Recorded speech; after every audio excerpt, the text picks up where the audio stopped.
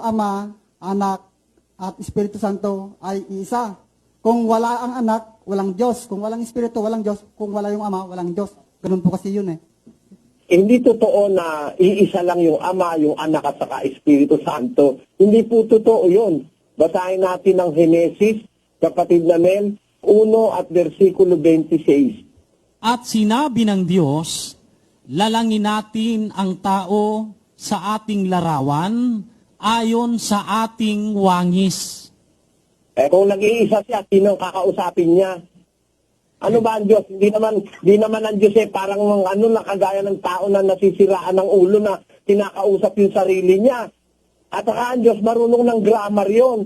Kaya nga ang sabi niya, lalangin natin. Bakit natin? May kasama siya.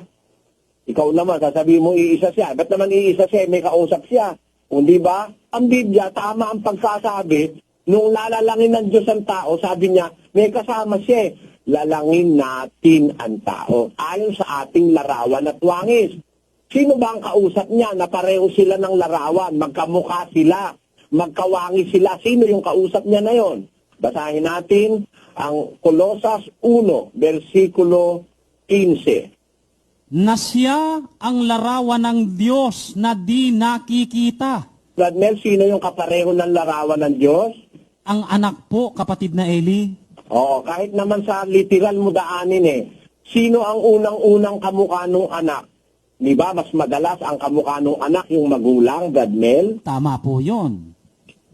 Kaya ang kamukha ng ama, yung anak niya, si Kristo yon. Siya ang kanyang kalarawan. 1:3 ng Ebreo. Basa. Palibhasay siyang sinag ng kanyang kaluwalhatian at tunay na larawan ng kanyang pagkadiyos.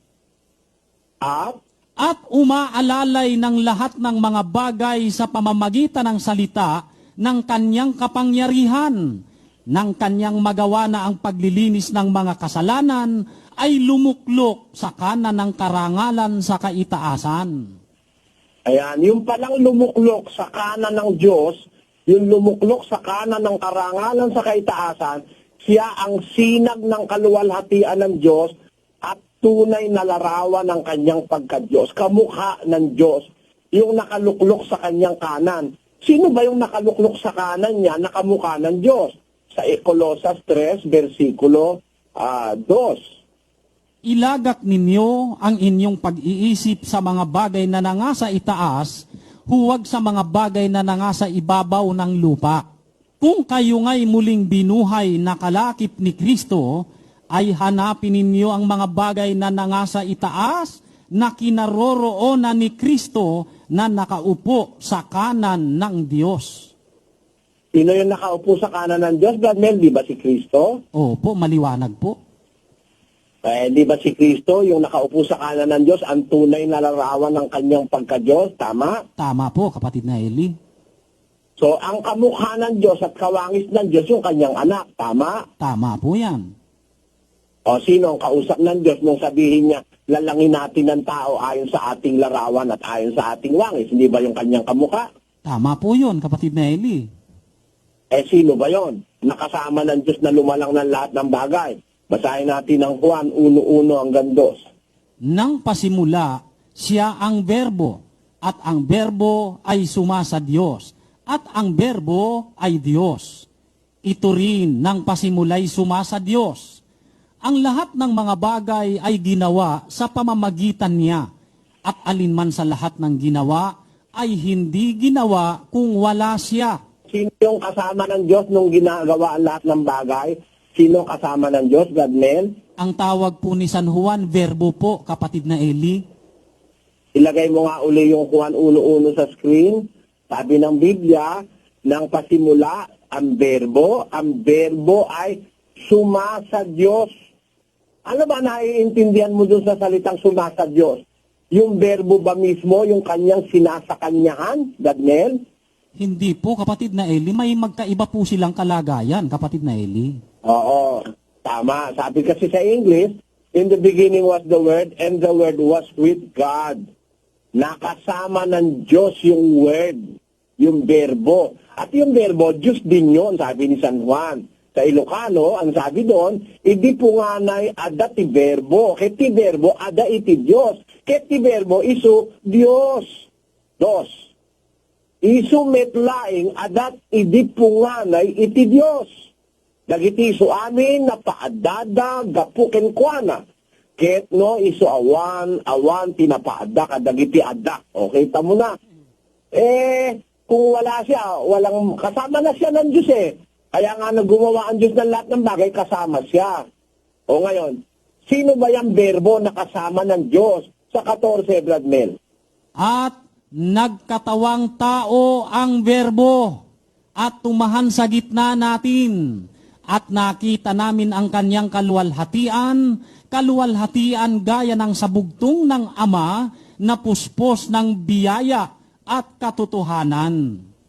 Yan pala yung bugtong ng Ama, siya pala yung ipinanganak ng Ama, yung verbo. Si Kristo yan. Yung Ama at saka si Kristo, mag-ama ang tawag ng Biblia. Iba yung Ama, iba yung anak. Ano ang sabi ng ating Panginoon sa Kristo tungkol sa Ama, kapatid na Mel? Pakibasa mo nga yung 14:28 ng Juan. Narinig ninyo kung paanong sinabi ko sa inyo, papanaw ako at paririto ako sa inyo. Kung ako'y inyong iniibig, kayo'y mga gagalak dahil sa ako'y pasa sa Ama, sapagkat ang Ama ay lalong dakila kaysa akin. Oh, the Father is greater than me. My Father is greater than I. Sa Ilocano, tani Ama, dakdakel ngem siyak. Tamo?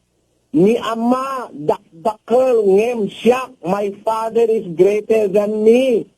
O di hindi siya yung Ama, sasabihin mo, siya rin yung Ama, siya rin yung Espiritu Santo. Anong oneness? Meron ka bang mababasa sa Bibliang oneness? I-type mo nga yung oneness, Brad Mel, kung meron ganun salitang oneness sa Biblia. Oneness. Sinerge po ng computer sa buong Biblia, ang resulta po, kapatid na Eli, ay no word or phrase found. Hindi totoo yan. Sa Biblia, iba yung Ama sa anak eh. Ang katunayan, pati nga Espiritu Santo, iba sa Ama at anak eh. Mateo 3:16. At nang mabautismuhan si Jesus, pagdakay umahon sa tubig, at narito, nangabuksan sa kanya ang mga langit, at nakita niya ang Espiritu ng Diyos na bumababang tulad sa isang kalapati at lumalapag sa kanya. At narito ang isang tinig na mula sa mga langit na nagsasabi, ito ang sinisinta kong anak na siya kong lubos na kinalulugdan. Napakaliwanag yan na binobotismo yung anak nandun sa ilog ng Jordan kasama si Juan. Pagkabotismo, umahon siya. Tapos nabuksan yung langit, ang Espiritu Santo dumadating sa kanya, bumababa. Di yung Espiritu Santo nasa langit. Yung anak nandun sa ilog ng Jordan, pareho ba yon? Nandun sa ilog ng Jordan yung anak, yung Espiritu Santo bumababa sa langit. Di magkaiba sila? O tapos, may nagsalita sa langit, ito ang aking anak. Di nasa langit naman yung Ama. Si Kristo nasa ilog ng Jordan. O yung Espiritu Santo nasa pagitan nilang dalawa. Magkakaiba yan.